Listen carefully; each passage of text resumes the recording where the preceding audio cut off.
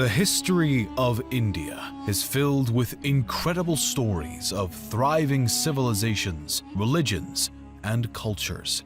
Dating all the way back to the Paleolithic age, India's civilization is one of the oldest that we know and has played a part on the world stage for centuries, and even still today. While it is impossible to truly capture all of India's history in one video, it still serves as a worthy topic to delve into. Evidence of cave paintings and stone tools have revealed that the first signs of human activity in India can be traced back to somewhere between 400,000 and 200,000 BC. Details concerning the civilizations inhabiting the region back that long ago do not exist, but we do know that one of the first sophisticated societies to walk the lands of India was the Harappan people, who likely existed throughout the first few thousand years BC. Positioned along the Indus River, the Harappan people had their own writing system, advanced social and economic system, and impressive urban cities and architecture. It is unknown why this civilization collapsed around 1500 BC, but some attribute their demise to the common floods and other natural disasters in the region, or potentially invaders from Western and Central Asia. The next known civilization to leave a mark on Indian history books was the Vedic Aryans. These people were initially migrants who spoke an early form of Sanskrit and were determined to stay true to their own tribal identity. The name they've been given, the Vedic people, comes from 4 sacred texts, or Vedas, that have presented researchers with a glimpse into the civilization's lives and beliefs. These Vedas are often considered to be the oldest Hindu scripts, and the Vedic civilization is believed to have spread their culture across a large portion of India by roughly 1000 BC. With them, the Vedic Aryans brought their philosophical beliefs. These ideas represent a theory that happiness and salvation come from a person's morals and ethics, and one's path should be based upon their place in life, but should always be righteous and good. The Vedic Aryans also shared their societal system as they extended their reach. This system was made up originally of 3 tiers: Brahmin, or priest, Kshatriya, or warrior, and Vaishya, or commoner. The Aryans continued to spread their tribal settlements across India throughout the following centuries as their own civilization grew and flourished in both culture and trade. A series of 16 individual settlements or states spanned across northern India, including the Gandhara, Kosala, Kuru, and the Magadh. The latter particularly flourished under the rule of Chandragupta Maurya during the 4th century BC as it began to expand, and its leader grew his own authority and worked to form the Mauryan Empire, which is believed to be the first Indian imperial power.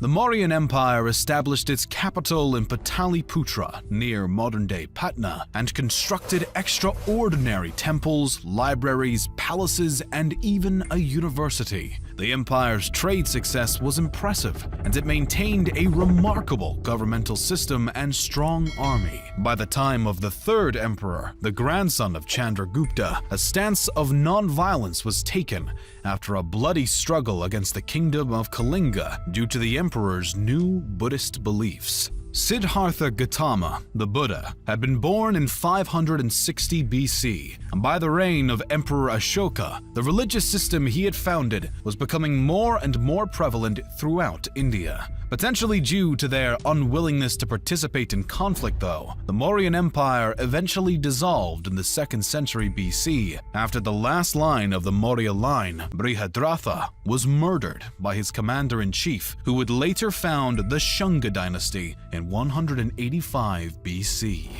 Despite the fact that Brihadratha's assassin Pushyamitra was rumored to have persecuted Buddhists, it appeared that Buddhism faced no decline concurrent with his rise to power. During Pushyamitra's reign, his kingdom maintained authority over a series of provinces as he stood his ground against other powers attempting to expand their territory towards his own. After the monarch's death, though, his dynasty seemed to have fallen in terms of importance. The dynasty is not known to have done anything notably relevant, and their control was short-lived.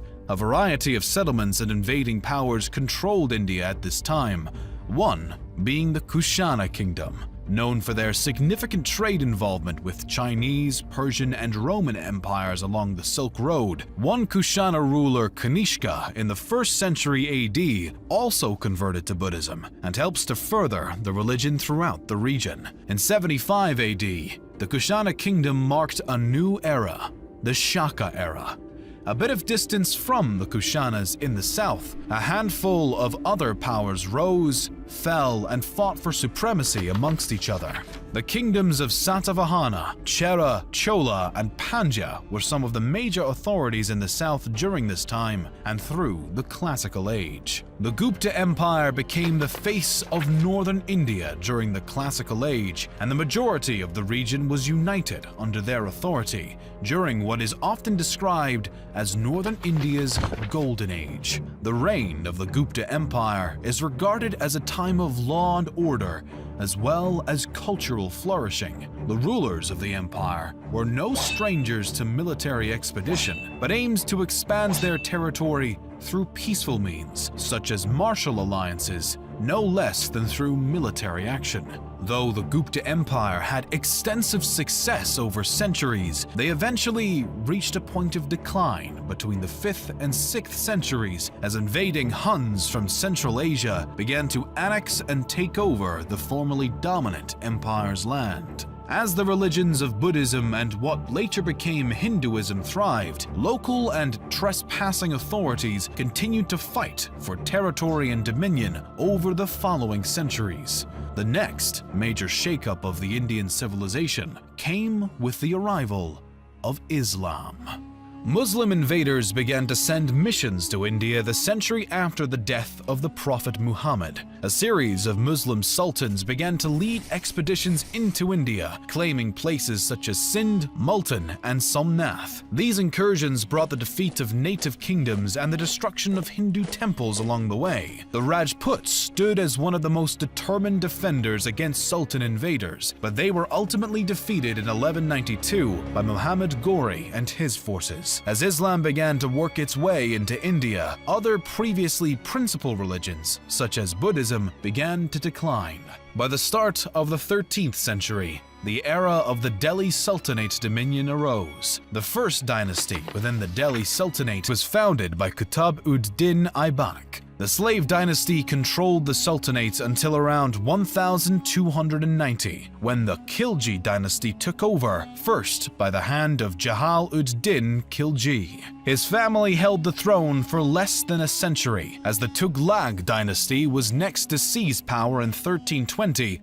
The Tughlaq dynasty technically retained power until 1412, but matters were complicated by the incursion led by Timur in 1398 into Delhi. As the Tughlaq dynasty weakened, the Sayyid dynasty replaced them starting in 1414. The Sayyids lasted for roughly 37 years, but the last ruler's reign was stained by rebellion and discord as the dynasty fell from grace. Yet another dynastic authority took the open throne, this time being the Lodi dynasty. The new dynasty lasted until the death of the then current ruler, Ibrahim Khan Lodi, who was killed in battle at Panipat by the army of Kabul's leader Babur in 1526. Ibrahim's death brought about the final end of the Delhi Sultanate as a whole. Now free of competition from the Lodi dynasty, Babur established the Mughal dynasty, which would end up becoming one of the greatest throughout history. The original Turkic-Mongol imperial power ruled a vast majority of India for over 2 centuries and brought about significant cultural growth and architectural achievements, including the Great Taj Mahal. Despite their immense success, the Mughal Empire began its decline around the start of the 18th century, as revolt after revolt began to shake the foundations of the widespread power, alongside threats from the Marathas and the British. The British East India Company had actually already been in the region for some time, but the situation with the British started to escalate not long after the Mughals fell. By 1857, India displayed increasing control by the East India Company, and the locals were having none of it. What began as a simple revolt by Indian soldiers in Meerut quickly blew up into a widespread rebellion and became known as the Indian Mutiny of 1857. This rebellion later would be called the First War of Indian Independence, and even though the British were able to quell the revolt after a matter of months, it inevitably had lasting impacts. In response to the mutiny, on November 1, 1858, Britain's Queen Victoria declared that India would be ruled in the name of the British Crown from that point on. Locals maintained their disapproval and anger at the British supremacy over their land, and nationalist sentiments and movements were far from extinguished. The next major move towards independence came when Mahatma Gandhi and the Indian National Congress decided to withdraw all cooperation with the British government, beginning the non-cooperation movement following the end of World War I. When this strategy did not bring the wanted results, Gandhi adopted a new technique in the form of the civil disobedience movement in December of 1929. Essentially, the movement was made up of the declaration of an Indian Independence Day that would be celebrated on January 16th, and complete disobedience of any orders by the British government. Again, Gandhi's strategy failed, and this time he was even arrested, while many other rebels were murdered. Still, the British were eventually pushed into the Round Table conferences beginning in November of 1930, the second of which Gandhi attended. The conferences marked another failure, and civil disobedience reignited. Gandhi's next attempt, the Quit India movement, again made no drastic progress. World War II brought about new issues as India was forced into war by the British, but at the conflict's conclusion, a new Labour Party came into power in India and showed sympathy towards the fight for independence. Finally, as August 14th turned to 15th in 1947, India became an independent nation,